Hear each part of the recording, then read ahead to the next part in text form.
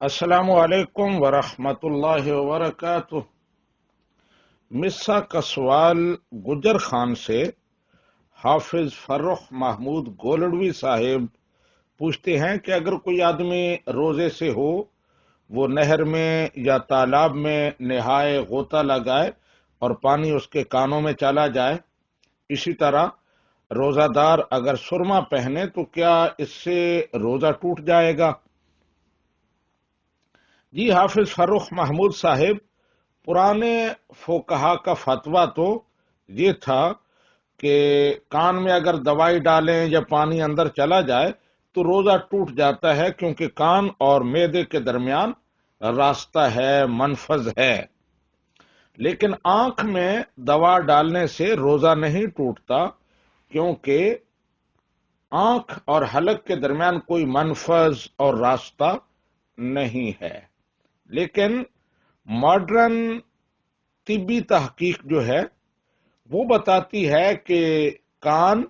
اور معدے کے درمیان کوئی سوراخ اور منفذ نہیں ہے، لیکن آنکھ اور حلق کے درمیان سوراخ ہے، منفذ ہے۔ لہذا موجودہ دور کے روشن خیال اور ماڈرن علوم سے تعلق رکھنے والے جو مفتیان کرام ہیں،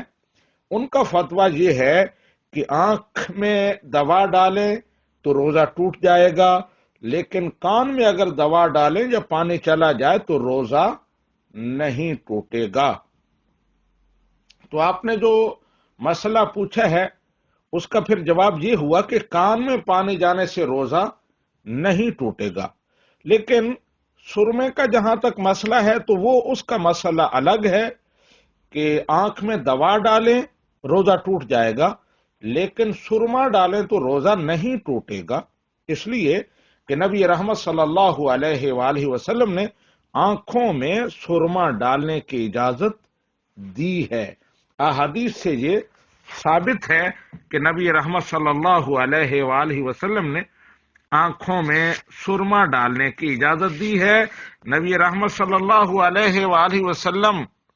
شارع ہیں، اس لیے خلاف قیاس یہ فتویٰ دیا جائے گا کہ اگرچہ آنکھ